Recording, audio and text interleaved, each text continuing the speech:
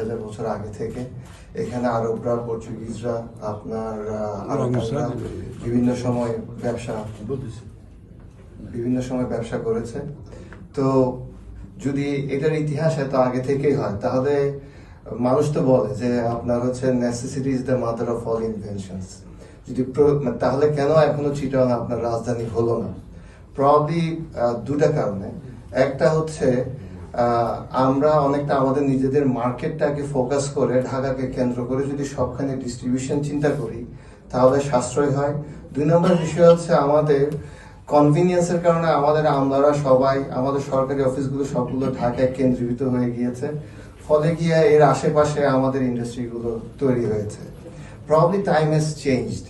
আমাদের মনে হয় এখন probably we'll have to look at the regional connectivity. The regional connectivity চিন্তা করতে হয়, if you want to look at the connection towards the east, towards the north, to the northeast part of the India where the accessibility is a challenge. আমরা মনে করি it's about time চিটাগাংয়ে আবার ফোকাসটাকে ফেরত আনা। 2 নম্বর বিষয় হচ্ছে ইটস এ ভেরি চ্যালেঞ্জিং এবং হচ্ছে খুবই সময় প্রয়োজনীয় একটা বিষয়।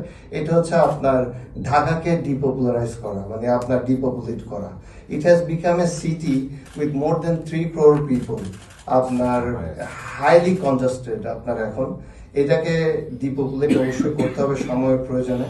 সো এই দুইটা অ্যাসপেক্টে মাথায় রেখে প্রবাবলি এখন চিটাগাংয়ের এই ইনিশিয়েটিভটা আমাদের দরকার। এবং এছাড়া আরো কিছু রেশনাল বিষয় আছে আপনার, তার ভিতরে একটা হচ্ছে অর্গানাইজড ইন্ডাস্ট্রিয়ালাইজেশন। আপনি যদি স্যার চিন্তা করেন এখন বাংলাদেশের যে কোস্টাল এরিয়াগুলো আছে ওগুলোতে কিন্তু খুব একটা চাষবাস হয় না, লবণাক্ত ওই জায়গাগুলো। আপনি মিরসরাই ইকোনমিক জোনটার কথাই চিন্তা করতে পারেন, it's a very good success story. এখানে কোনো চাষবাস হতো না, কাদা থাকতো, আপনার জোয়ারের সময় আপনার এটা পানি নিচে চলে যায়, ভাটার সময় এগুলোতে একটু আপনার এগুলো মাটি দেখা যায় এরকম। কিন্তু আপনার যদি আমরা মহেশখালী থেকে চিন্তা করি আপনার নোয়াখালী পর্যন্ত, আপনার চাঁদপুর হয়ে ভোলার সাইড পর্যন্ত আমরা কিন্তু একটা করিডোর করতে পারি, ইন্ডাস্ট্রিয়াল করিডোর। এবং এটার অ্যাডভান্টেজ হচ্ছে আমরা তখন আপনার এক হচ্ছে ধানি জমি, আমরা আপনার কৃষি জমিগুলোকে আমরা অকুপাই করলাম না। যে জমিগুলোর ইউসেজ এখন খুবই লো ওগুলোকে আমরা ইউসেজে আনতে পারলাম। 3 নম্বর হচ্ছে আপনার কোস্টাল প্রোটেকশন তৈরি হবে, যেহেতু বাঁধ হবে। 4th হচ্ছে আপনারা যদি কোস্ট লাইনের প্যারালালি, ইন্ডাস্ট্রিয়াল প্যারালে যদি আমরা আমার ইউটিলিটি গুলোকে চিন্তা করি, গ্যাস লাইন, আপনি যদি আজকে স্যার চিন্তা করেন আমাদের সমুদ্র থেকে FSRU থেকে যদি ঢাকায় একটা পাইপলাইনের বাজেট করা হচ্ছে নতুন গ্যাস লাইনের জন্য, আপনার ওটার বাজেট হচ্ছে 21,000 কোটি টাকা স্যার। যেহেতু এটা আমাদের ঢাকার গাজীপুর হতে শুরু করে সারা দেশে নিতে হবে। আমরা যদি কোস্ট লাইনটাকে যদি করি, আমার ইনফ্রাস্ট্রাকচারাল ইউসেজ সিগনিফিকেন্টলি বা আমার কস্ট সিগনিফিকেন্টলি কমে যায়।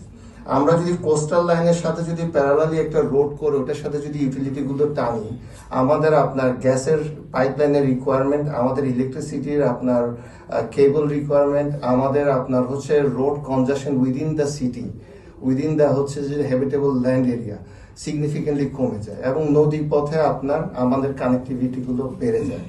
So I think it is very important যে আমরা কোস্ট লাইনে যেগুলো লো লাইন ল্যান্ড আছে ওগুলোর ব্যবহার করি এবং আমাদের ইনল্যান্ডের উপরে চাপটা কমায়, অর্গানাইজ ইন্ডাস্ট্রিয়ালাইজেশন গুলো করার সুযোগগুলো বেড়ে যাবে।